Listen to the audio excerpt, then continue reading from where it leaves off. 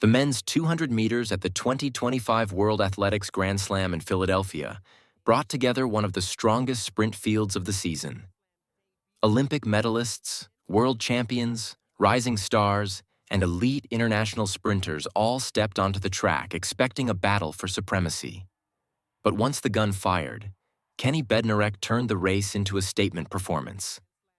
In this video, we break down every phase of the race, analyze Bednarek's incredible curve running and top-end speed, and explain how the American sprint star managed to overpower athletes from Jamaica, Great Britain, Canada, and Nigeria in one of the most impressive 200-meter performances of the year.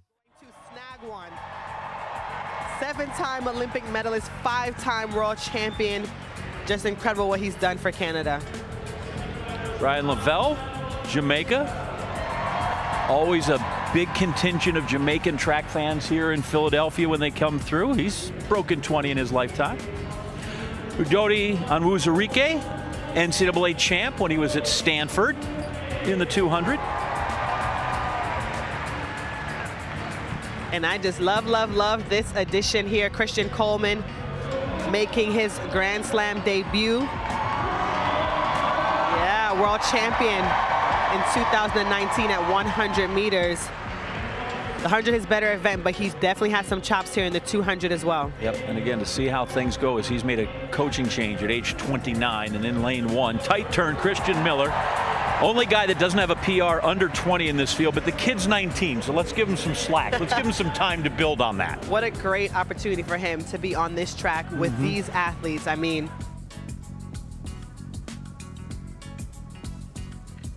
set.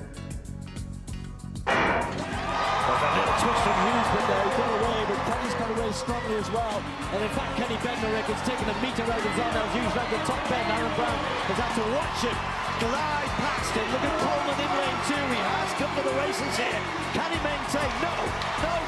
Here goes Kenny away and gone. Kenny wins it, 1993. Another great performance. It's just been taken to 1995. Daylight. In fact, almost a week between him and the rest. Never mind a day. It was He said a week. so far ahead of everybody. 1995 on this track is absolutely ridiculous, man. Like I said, I saw him do those turns yesterday effortlessly, making up the stagger on Aaron Brown within the first 20 or 30 meters, which is a testament to the speed around the turn, because Aaron Brown is actually a really good turn runner. So I know Hughes did what he could. You know, he saw him for the entire race, literally, was behind him and saw him for the entire race, considering this track. But for Kenny to run 1995, which would be good on a normal track, is it just a testament, like I said, to the type of shape he's in, the confidence he has, and what he wants to do when he actually races the Noah Lyleses and the Lesile Tabojos. Yeah, one or two new sprinters coming to the fore, but Tabogo is the guy, 200 Olympic champion, but Kenny just seems to be on a different level. And dare I say this, let me just take a look right here for the last 50 meters. I really don't think he's pushing it in the last maybe 40 meters, which makes it even scarier. But everyone talks about keep relaxed, and you run quicker. But you're right, he just does. There's beyond relaxed sometimes. Yeah. I think he's actually saving his legs for that 100, which is strategically a good idea. Yeah, the win in the bag. Oh, it was in the bag after about 50 meters, but really surprising to see him that far ahead of everybody else. And as you mentioned, on this track, that's super fast for Kenny. The wind actually came up at 0. There is a breeze, but by the time they got around that bend, looking at the flags on top of the old building here. And it's cold. It's cold, it's a little bit chilly, but just incredible. Really good. Right, so another 12 points for... The men's 200 meters at the 2025 World Athletics Grand Slam in Philadelphia delivered exactly what sprint fans hoped for. A high-level clash between established champions, experienced veterans, and rising talents.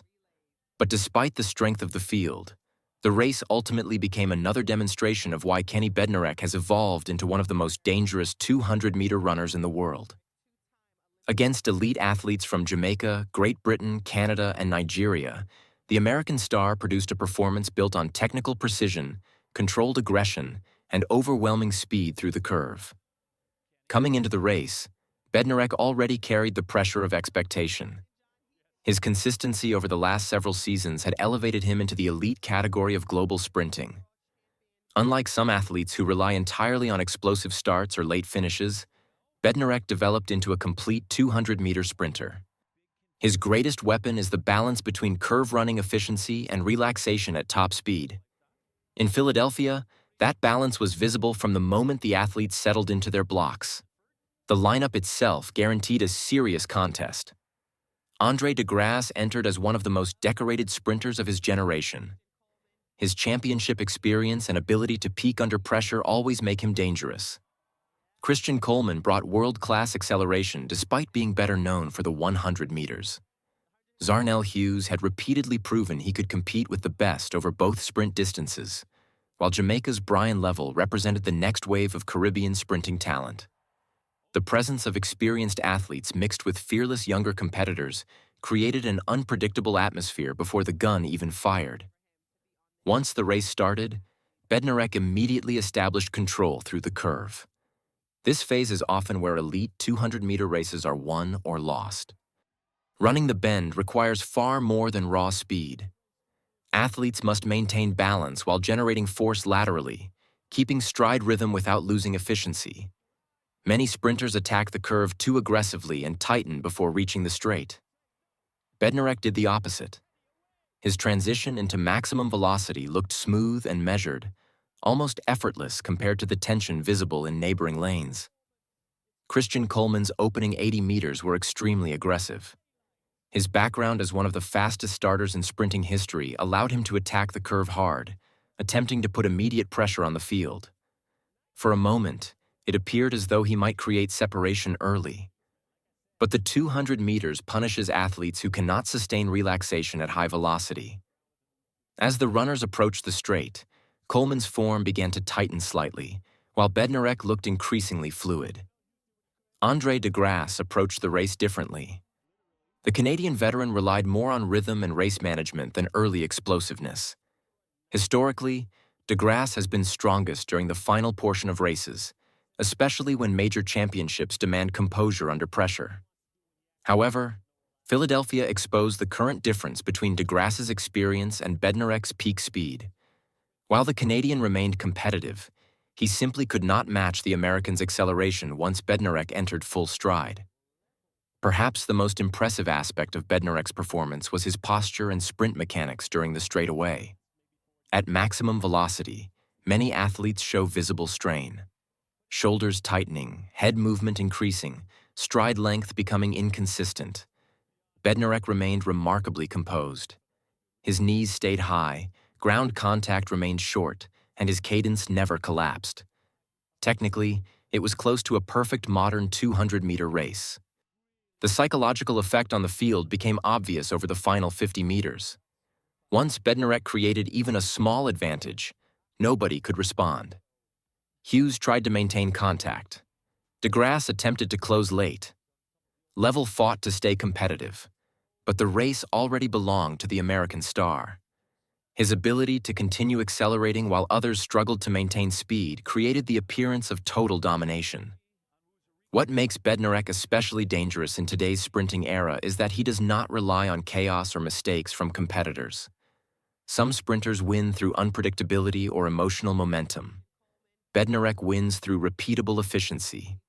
His mechanics remain stable under pressure, which is why he consistently performs well against elite competition.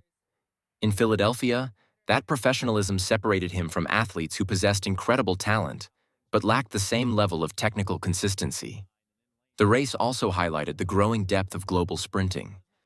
Jamaica continues producing explosive talents like Level. Great Britain remains highly competitive through Hughes. Nigeria's presence through Udodi Onwuzurike demonstrated how sprinting power is expanding beyond traditional nations. Meanwhile, North America continues to dominate through athletes like Bednarek and de Grasse. The international diversity of the field added significance to the victory because Bednarek was not defeating a weak domestic lineup.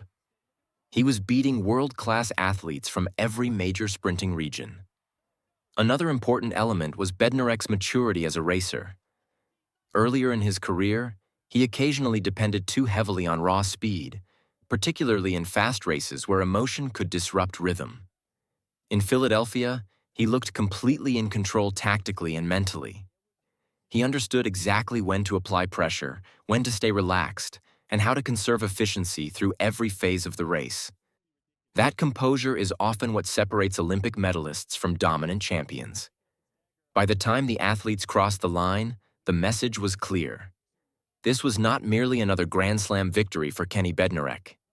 It was a statement to the entire sprinting world that he remains one of the defining figures of the modern 200 meters.